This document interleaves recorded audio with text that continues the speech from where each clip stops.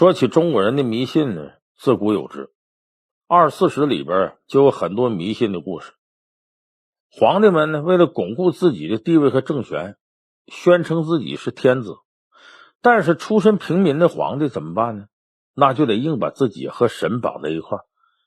你像《史记·高祖本纪》里边就写呀，刘邦未出生之前呢，他母亲在河岸边休息，在梦里边就和神相遇，这时候电闪雷鸣，他爸爸一看要下雨了，就跑到河边找媳妇儿，看见一条龙啊趴在自个儿媳妇儿身上，不久就怀孕生子了，就生下刘邦。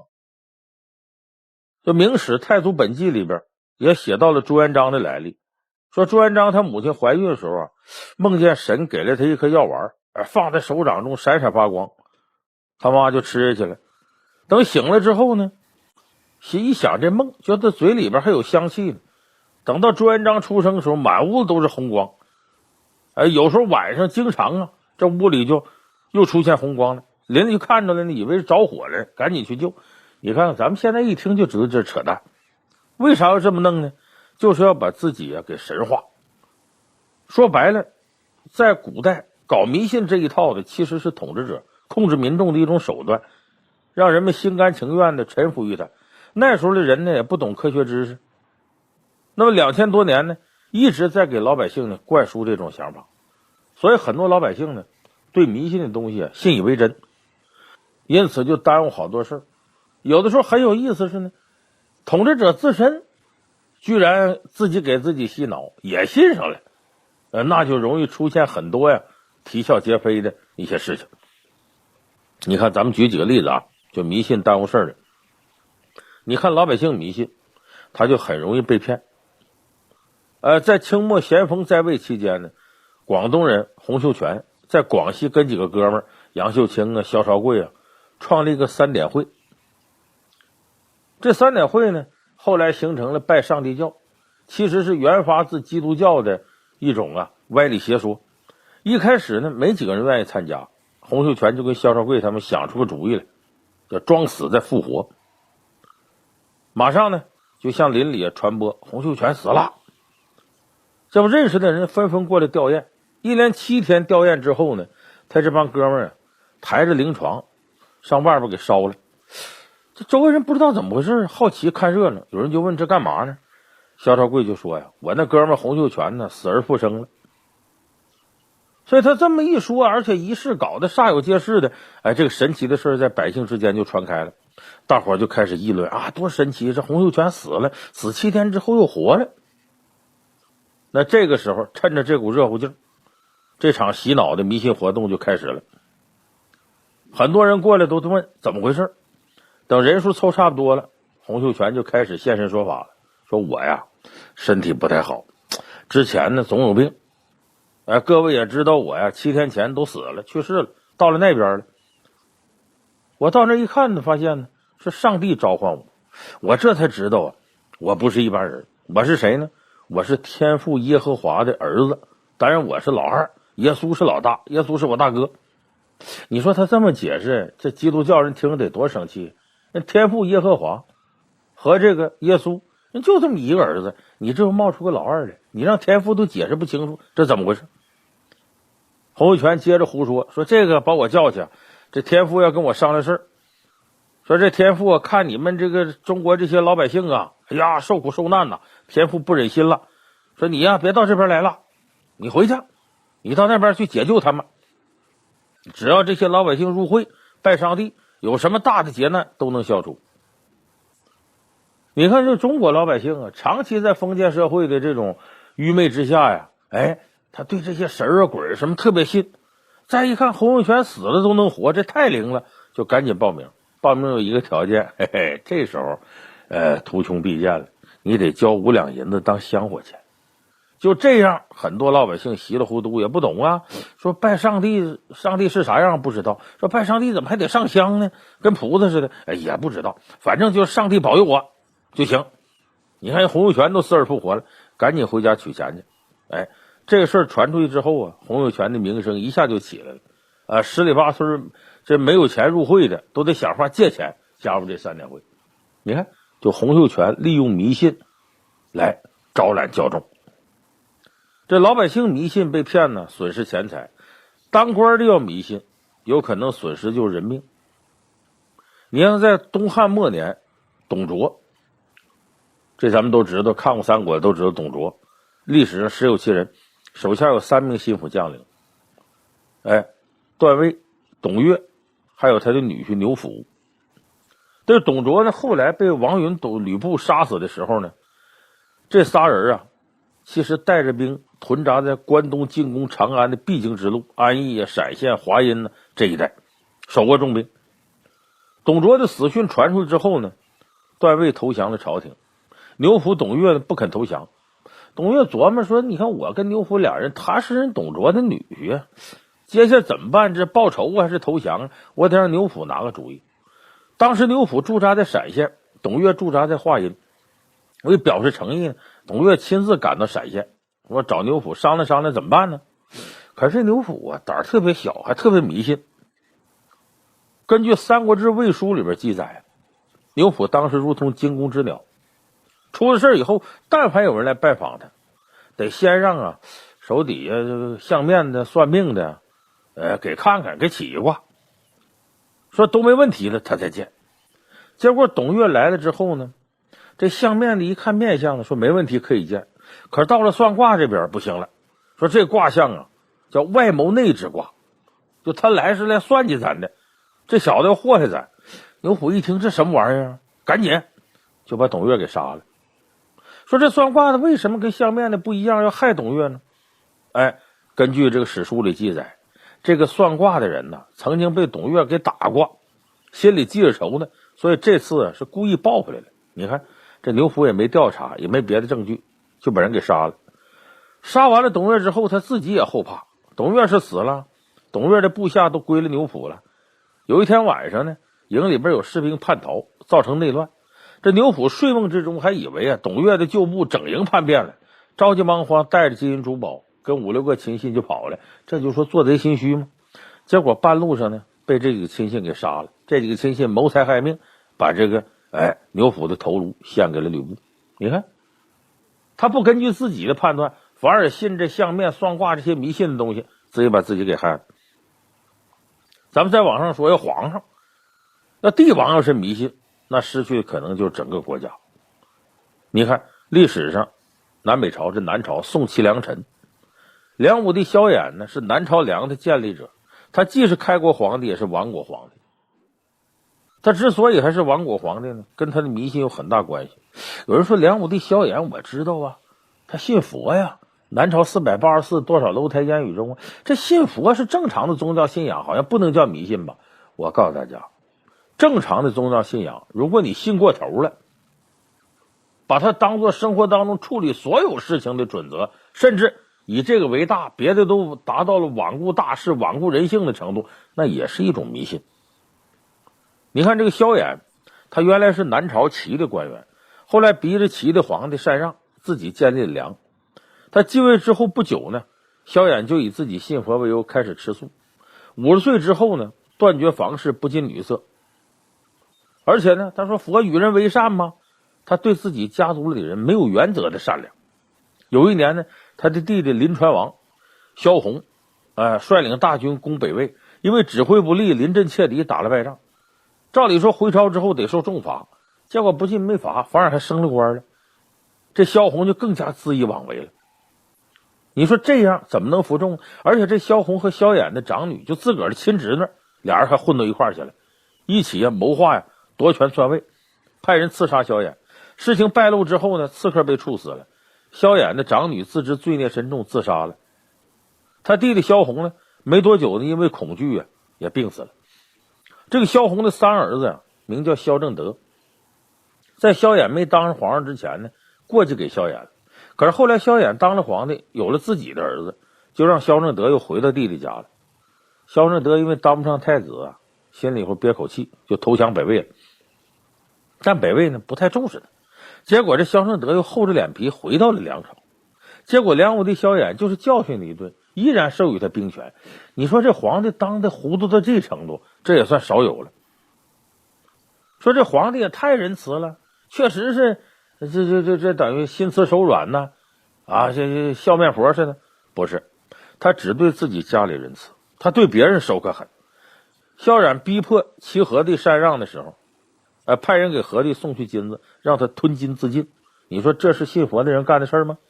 所以我说他信这佛，不是正常的宗教信仰，是一种只围着自身利益恣意妄为的一种迷信，并且辅佐他登上皇帝宝座的功臣呢，他一个也没用，还经常斥责他们。这些大臣后来接二连三都病死了，不知道什么原因。他更胡闹的是呢，萧衍一生4次出家，皇帝不当了，我出家到庙里修行，结果呢，每次都是官员花了大价钱把他赎回来的。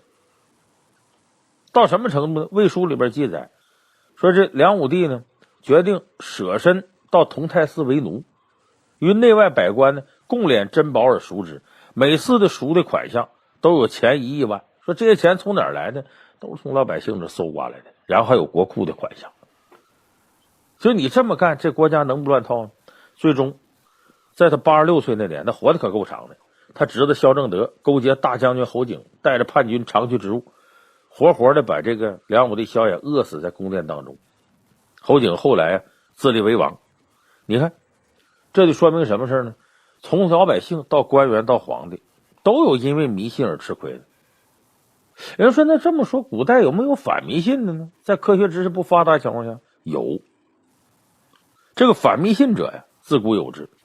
你看咱往上倒，这个《史记》里边曾经记载过，在商朝末期，那时候你想多早了，人还不能科学的解释风雷雾雨这些天气现象，认为一有极端天气就上天警告。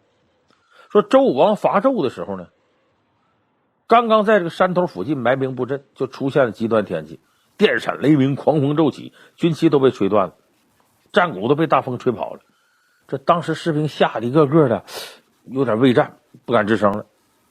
这种时候姜子牙站出来鼓舞士气，他说用兵打仗啊，顺应天道不一定是吉利，逆着他也不一定凶险，就天道不是唯一的，人心是唯一的，如果你不能顺应人心，那必将失败。其实他这就说是这个民心是兵兵胜利之本嘛。况且天道鬼神这些呢，你也看不见他，你也听不见他，聪明的人不会受制于他，只有愚笨的人才拘泥于天道鬼神。所以只要我们认定跟随的人是贤能的人，打击这个人是个邪恶之人，那不用在乎什么良辰吉日。姜子牙话音刚落，第一个反驳他谁呢？你都想不到，就是周武王姬昌。这姬昌说我刚才啊让这个挂师给占卜了一下，得到的这个都是大凶，咱还是别去了，撤兵回去吧。姜子牙一听这话，要不说那阵姜子牙咱看着权力挺大，走上前去呢，一把占卜用的那个龟壳和石草摔到地上。因为咱们很多朋友知道那龟壳跟石草是干嘛用的，就是这个算卦用的。然后姜子牙把扔地上搁脚给碾碎了，这直接说的非常直，说现在纣王杀死了比干、秋瑾的箕子这些贤臣，任用佞臣飞廉来治理国家，讨怕他有什么不对的？你这些个枯骨死草能知道什么吉凶？赶快出兵，不让这些鬼东西妨碍我们的大事。所以那会儿这个周武王姬昌他得指姜子牙呀，一看你这么有决心，无所畏惧，也不好说什么。这时候士兵这情绪就高涨起来。所以武王听了姜子牙话，最终灭掉商纣王。这个事儿记载于《史记》齐太公世家，因为后来姜子牙封地在齐，所以历史上称他为齐太公。可见至少在司马迁成书的汉朝以前，人们就有了反迷信的意识。古人不仅敢反驳天意，还敢质疑鬼神。这《史记·滑稽列传》当中还记载战国时期西门豹之夜的事迹，就是咱们非常熟悉的河伯娶妻。这个我在小时候我们的小学课本里头有这个，我不知道现在的孩子读没读过。他说战国时期魏国的开国君主魏文侯在位的时候，派西门豹去治理叶县。去之前西门豹听说叶县很富，百姓安居乐业，到那一看呢，不是那么回事，荒凉的很。西门豹就跟当地老百姓聊天，说过去我听说叶县很富，怎么现在这样了呢？这些老人说都是因为河伯娶妻。说什么叫河伯娶妻呢？叶县的边上有条河漳河，经常泛滥成灾。就有人说这是跟没有给河伯娶妻有关系，河伯就河里的神仙。河伯生气了，发大水。为此，县里头的巫婆呢，每年都会挑选漂亮的待嫁女子，送给河伯。怎么送呢？扔到河里头。那有女儿的人家呢，都害怕自己女儿被选中。有钱人呢，出点钱贿赂这些巫婆神汉；没钱的人呢，那只能带着家人跑，导致叶县的人口越来越少。这个新闻报根本不相信是有什么河伯，所以他暗中调查，发现这里头有问题。所谓河伯娶妻呢，其实是乡绅和巫婆勾结，骗取钱财把戏。有钱人家怕自己女儿被选中，那就得用钱贿赂巫婆。可是新闻报呢，知道这个真相呢，说我初来乍到，怎么能让百姓相信我呢？别去相信什么河伯这些就乱七八糟的这神灵呢。新闻报就想到了，以其人之道还治其人之身。一晃这一年河伯娶妻日子到了，新闻报也带着下边人呢到河边看。一看这些巫婆神汉一番法事做完，就准备把事先选中个女孩扔到河里边。新闻报马上叫停，说等，我得看看孝敬河伯这么大的事，我的地方官我得了解了解，我看看这女孩长得什么样。掀开盖头一看，哎呀，不行，为啥？这长得这么难看，这河伯能喜欢吗？我都没相中，河伯能相中吗？你这扔进去，他不满意，一发怒又发大水，咱们倒了霉了吗？这可不行。说这么着吧，那个咱们也不知道河伯到底喜欢什么不喜欢什么，就跟巫婆说，你呀到河里先问问河伯，他喜欢什么样的，他根据他的标准选，我照他喜好，我来操办这事。说完就令兵卒把这巫婆抬起扔河里。老百姓一琢磨也合理呀，这巫婆能通鬼神呢，让他去问问也应该呀。过了老半天，这巫婆也没回来，那是能回得来吗？西门庆就跟巫婆两个随从说你呀，你这主子没去，你催催去，这巫婆怎么还没来呢？把这俩随从也给扔下去。那当然那是回不来的。这新报就隔了一会儿不耐烦了，说这几个巫婆说不明白话，还派几个德高望重的乡绅吧，把你们这几个扔下去。哎呦，这几个乡绅吓得跪地求饶，连连磕头，说我们知道怎么回事，其实这是扯淡的，我们就想蒙点钱花，怎么着？他们一说实话，老百姓一听，哎呦，这帮混蛋啊，这骗我们！自此以后，再没有敢提河伯娶妻事。西门庆呢，西门豹呢，赶紧让老百姓呢挖渠道啊，引水灌溉农田，把当地水灾就给治理好了。自那以后，就没人再提这事儿了。所以你看呢，即使在过去几乎全没迷信的时代，仍然有人呢头脑清醒的去质疑迷信，反对迷信。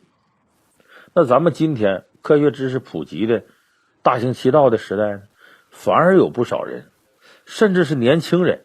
你说年纪大的人有时候说受点旧思想影响，这年轻人反而现在很多人更加迷信，信那鬼啊，信那神呐，而且有的还怀着不可告人的目的，又养什么小鬼啊，求什么邪魔外道的佛牌呀，等等等等。这个说实在，在当今呢，就有点这个说不过去了。还有的人呢，进庙就烧香，见佛就磕头，我说完全没必要。他求的啥呢？求的是这佛保佑他发财。你说菩萨要这么功利，你拜他，你给他捐钱，他就保佑你，让你升官发财，这还是普度众生的菩萨吗？根本就不是了。再者说，您可能不懂这微妙道理，为什么全天下人都拜菩萨拜佛呢？这有道理，就是因为菩萨和佛从来不给你办事，他只是在心灵上让你能立得住，他不会给你办事。为什么？资源是有限的，他给你办了事了，必然给别人就办不了。那办不了那人咋办？那就得恨菩萨恨佛，你说那何必呢？所以菩萨佛真正了不起的是他从来不给你办任何事。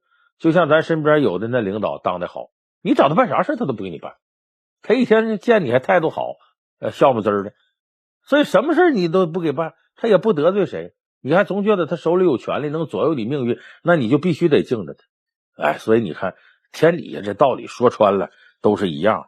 那迷信这东西往往就是聪明人收取傻子的智商税，您呐轻易别上当。冤假错案的三道大闸，咱们之前老梁通史节目里说过3期关于古人破案的事，就说古人的智慧也真是了得，在当时没有高科技破案的一些手段情况下更多的依靠一些心理战术啊、察言观色呀、使诈诱供啊，就能找到破案的蛛丝马迹。那么这个心理战术呢，好用是好用，其中很多招数即使到了高科技满天飞的现在，也依然被使用。但是如果破案光靠心理战的话，这个就太主观了，容易判断失误不说呢，还容易被别有用心的人利用，比方说嫌犯钻空子啊，官员以权谋私啊。所以在中国古代产生冤假错案几乎是难以避免的。那么如何预防这些冤假错案呢？面对冤案的出现又是怎么处理的呢？那么中国古人预防冤案的招数挺多，而且随着朝代的更迭，这个防止冤假错案出现以及处理冤假错案的办法呢，也是逐渐升级。就关于冤假错案的处理跟防范，在中国古代有3道大闸来控制这个事儿。哪3道大闸呢？第一道大闸叫起居制度。居字怎么写呢？革命的革，这边是个阿轰的轰字。这居是什么意思呢？就审问犯人。起居是什么意思呢？我求你审问我。哎，这话说明白点呢，就是上诉。哎，我求你审问我们，这就是咱不服吗？上诉吗？那么这个起居制度呢，历史挺悠久，在周朝时候就有。西周的时候呢，宫殿外面呢就设立一面鼓，由专门的官吏呢负责掌管。如果有人觉得自己被冤枉了，就可以来击鼓鸣冤。那这面鼓呢，几乎历朝历代都有，就是叫法不一样。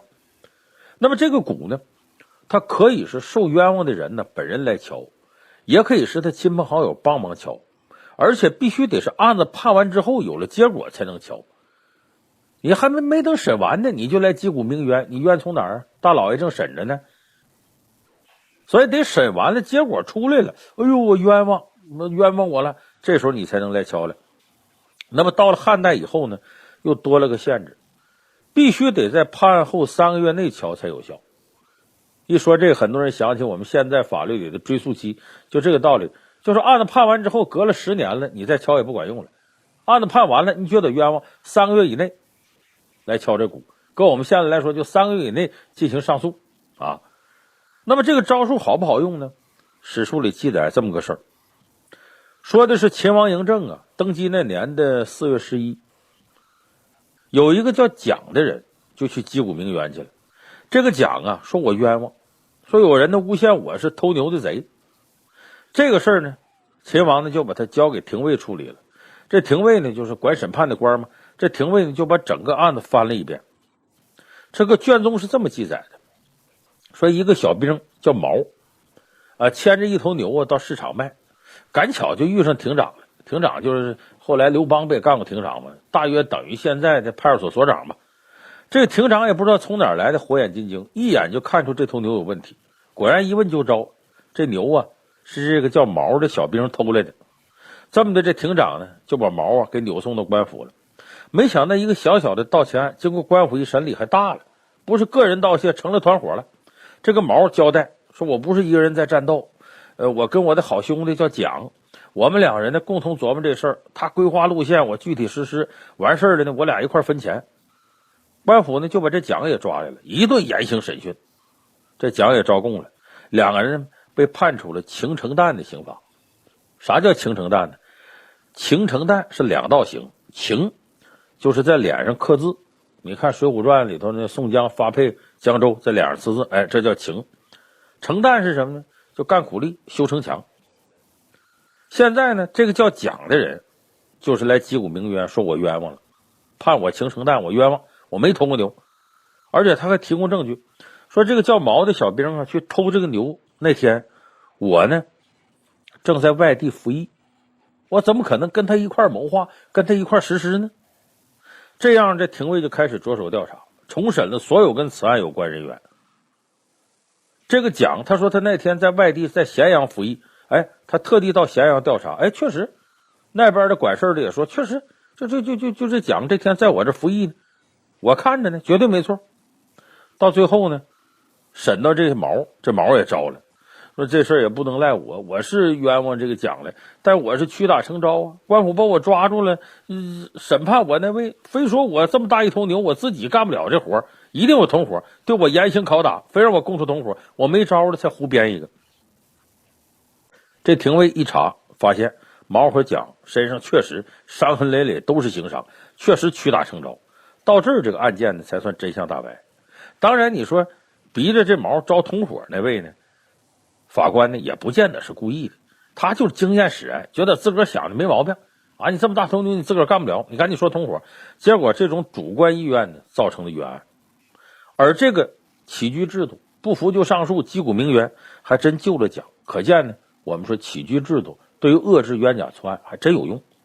这是第一道大闸，我们叫起居制度。第二道大闸叫接力复审。什么叫接力复审呢？就古代为了避免冤假错案的发生，或者保证在发生后能够及时改正和平反，制定了相应的逐级复审制度。就一级一级复审。我们今天看的就是你下一层的法院，低级一层的法院，比方说判了案子，到最终呢上级法院给予复审，这也是非常非常正常的事儿。而且在古代这种接力复审规定呢，初级审判机关对于案情较重的案件只有审判权没有定案权，他们必须向上级审判机关申报予以复审。咱们今天看一个重大的，比方说刑事案件死了多少人的，可能低一级的法院都没有审判权利，得拿到上一级更高一级的法院来进行审判。所以对于难以决定的复杂案件呢，这个复审甚至在封建社会可以一直推到皇上那儿去，由皇帝亲自来过问。这种复审制度接力复审呢，最早出现在夏朝，到了隋唐逐渐完善，到宋朝时候呢已经很成熟了。你看咱们说这个《二十四史》里记载的一个事儿，这是北宋宋真宗当皇帝的时候有这么一个冤案，就是因为接力复审才被及时平反。这是说的公元1005年，这是个夏天，在西京就是现在洛阳的这个城郊，来了个赶路的和尚。这和尚到洛阳郊外的时候已经是晚上了，他就跟一户人家说，能不能让我在你家住一晚上。这户人家呢没同意，最后好说歹说呢，这户人家说，你进我家不行，我们家女眷太多不方便，你这么的吧，你就在家我家门口，我们家有个马车，你在那马车里头对付一宿。就这么这和尚就暂时在这马车里边住下了。没想到到了半夜，这和尚听着外边有动静，他就醒了。这时候呢，他就看见一个黑影从这家人的窗户里头跳进去了。不大一会儿呢，这和尚正发懵呢，那黑影又拎着个包裹，背着一个人又跳出来了，而且很快就跑远了。和尚这下精神了，一想坏了，说夜入民宅，非奸即盗这大半夜穿着夜行衣跳进跳出的，那肯定干的不是好事而这户人家本来留我住，都左推右推的，这再出点啥事赖到我头上，这不好办呢。干脆吧，别惹事我也跑吧。就这么这和尚呢，胆小怕事，连夜摸黑就跑了。可摸黑赶路，那时候也没有路灯，荒郊野外的，这和尚深一脚浅一脚，慌慌张张，一个不注意，咚，掉到井里了。这井里头已经没水了，是一眼枯井。掉进里头，他就觉得怎么这地上软乎乎的呢？一摸还湿乎乎的。借着月光一看呢，一个死去的女人在井里边，浑身都是血。这和尚都吓傻了，说赶紧跑吧，爬不出去了。这枯井挺深，井壁还挺光滑，没招就在这等着。到了天亮呢，死了女人那户人家带着官府的这些衙役赶来了。你想想一个和尚来借宿，大半夜跑了，同时呢他住宿那家的女眷丢了。早上一看呢，这和尚和女眷都在井里呢，而这女眷还死了。你说这事搁谁？那也得是你这和尚干的。所以这和尚自个儿也是百口莫辩，又受不了严刑拷打，自个儿都招了说我诱拐女人又盗窃财物，怕真相泄露，就把女人杀了，结果天太黑，我自己不小心掉井里来了。说那你杀人凶器呢，和你偷那些东西呢当时都放到井边了，也不知道被谁拿走了。官府认为和尚招供都符合事实真相，就结案了，判定和尚死刑，秋后问斩。同时呢，这是人命案呢，就上报到西京留守府。这就是接力复审制度，就是命案呢，你这城郊法院定完了，你得报到西京留守府，更高一级法院定。这时候该西京留守府复审了。这个时候呢，宋真宗时期的宰相向敏中，他兼任西京留守，所以这个案子就到他手里了。熟知历史的朋友知道，这个向敏中是个很有作为的宰相，心思很细，很有头脑。他一看这案子就觉得不对劲儿，说这和尚杀人盗窃说他盗窃的东西落在井边被人拿走了，这对。那刚杀完人的凶器，那上面还沾着血呢，谁愿意把凶器拿走你说你杀人，最后杀人凶器没找着，你证据链条里缺了非常重要的一环，你怎么能定案呢？况且和尚刚杀完人就掉进井里，肯定是精神很紧张，肯定是有个风吹草动啊，他都能听得见。那真要有人在上面来拿走赃物，和尚怎么能稀里糊涂说我不知道呢？说我都懵了，谁拿走我不知道？那夜深人静的时候，挺大动静，他怎么可能不知道？于是呢，向敏中决定啊，先别审了，自己到狱中啊问这和尚去。刚开始和尚啥也不说，就告诉向敏中，我呀前辈子作孽了，欠这条人命啊，我现在无话可说。后来呢，向敏中呢晓之以情，动之以理，这和尚就把那天晚上他的所见所闻真相就说出来了。但是也不能光凭和尚这一面之词，接下来怎么办呢？这向敏中派了一名有经验的捕快，装成外地来做买卖的人，就从这西京城里到城郊打听消息，然后这自己就说，我呀刚从西京城里来，我们那边啊这两天杀人呐，大伙都看呢。说什么杀人呢？说你们这有个什么和尚在这发案了，要到那儿判死刑了，大伙还看人头看告示呢。说这和尚呢这两天被处决了。就这么他把这消息散出去呢，有一天呢，他在城郊的一个小酒馆里吃饭，这开酒馆这个老太太就跟他闲聊，说你也知道那和尚可真倒霉，其实他不该死。这捕快一听有门啊，说他怎么不该死啊？这人都已经处决了，你说不该死，你让青天大老爷自己打自个儿脸，判错了吗？这老太太叹口气说，这和尚都死了，我说不说也就不怕啥了。其实啊，那家那闺女根本就不是和尚杀的，是我们村里有个年轻人他杀的，我亲眼看见的。那天半夜我起来呀上厕所，就看见他拎个包袱，身上还净是血，从我门前过。他原来就看上人家那姑娘，提亲人也不同意，就是他干的。就这么着是捕快得这消息，回头马上报告给向敏中。向敏中呢马上派人搜查这老太太说那个年轻人家，果然找到了凶器和赃物，这下都对上了，真相大白，这和尚就被无罪释放。所以咱们看呢，要是没有这第二道大闸接力复审这个制度，西京这个城郊官府直接就把这案子给判了，这不就多了一个冤案吗？这第二道大闸接力复审。那么预防冤案的第三道大闸，这个就涉及到一个法理问题了，叫疑罪从轻。咱们很多朋友都知道现在叫疑罪从无，这是我们现代法治的一种理念。其实啊，在过去一些年里头，疑罪从轻也是我们现代法院经常秉承的一个宗旨。就是有的时候呢，这证据好像模模糊糊，不是那么确实，但是呢这破案要求又很高，又民愤极大，所以有时候法官呢高抬贵手，该判死刑的判个死缓，该判死缓的判个无期，就留点活口，将来万一要是能找回来呢，你要人真给枪毙了不找不回来吗？那么这个思路是从老祖宗那儿学的。所谓疑罪从轻这个制度也是从西周开始的，就是对犯罪事实存疑的可以从轻处理或者进行赦免，这也是中国古代儒家思想宽恕的一个内涵。咱举个例子啊，这是东汉史书里记载的。东汉时期，汉明帝刘庄在位期间呢，发生个大案。刘庄的兄弟楚王刘英企图谋反，事情败露之后呢，被废除王位，自杀身亡。但这个案子呢，没有随着刘英的死而落幕，因为你造反不是一个事儿，受牵连的人很多。据史书记载呢，多达上千人，这其中肯定有被冤枉的。当时负责审理的是御史叫韩朗，他在审理案犯严中、王平这两个人的时候呢，这严中、王平啊一口咬定还有4位大臣参与谋反。这4位大臣呢，耿健、臧信、邓礼、刘建，这都是当时朝廷重要的官员，而且都已经公侯伯子男，到了侯爵这个位置了。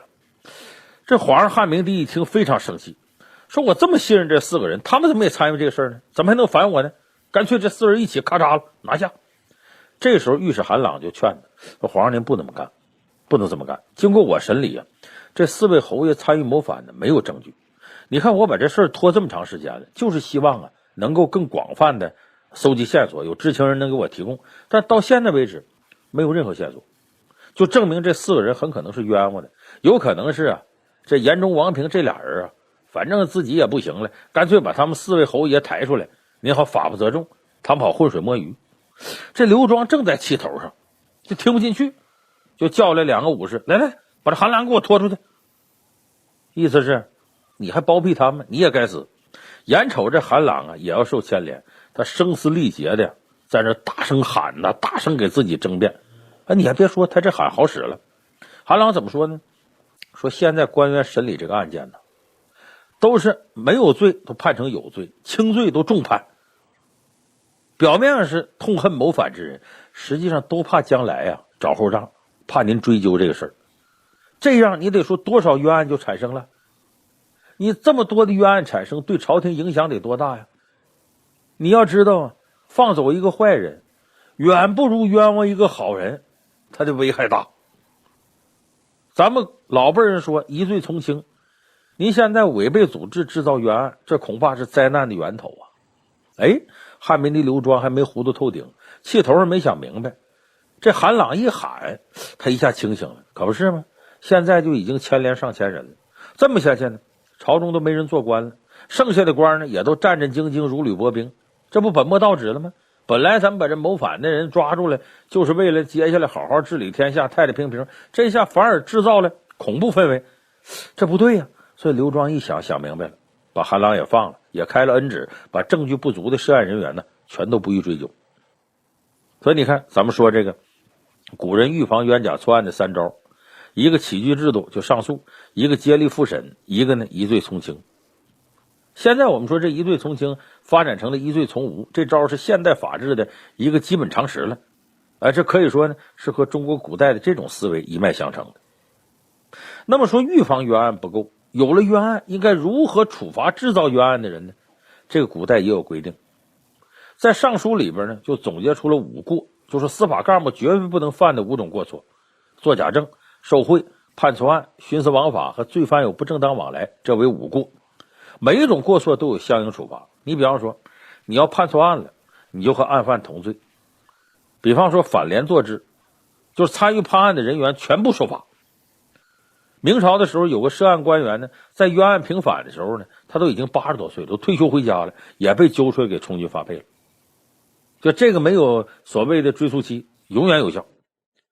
不过呢，不得不承认呢，自古以来冤假错案的发生啊，是没法从根本上得到杜绝的。问题是如何面对处理冤假错案。你像晚清的时候呢，冤案一件接一件发生，因为当时是吏治比较腐败，以权谋私事太多，到最后其中有几起呢还是慈禧太后亲自过问的。你比方说杨乃武小白菜那案子，这咱们很多朋友都知道啊。这个案子涉案的官员就是贬了呢，又赦免，又回来当官，然后又贬，折腾好几次，其中的几条人命也都不了了之了。所以从那时候的冤案来看呢，就是政府的腐败是出现冤案最重要的原因。可以说冤假错案呢，在任何一个朝代都避免不了，但是如何处理冤假错案，绝对是一个朝代法律是否先进的一个人性标杆。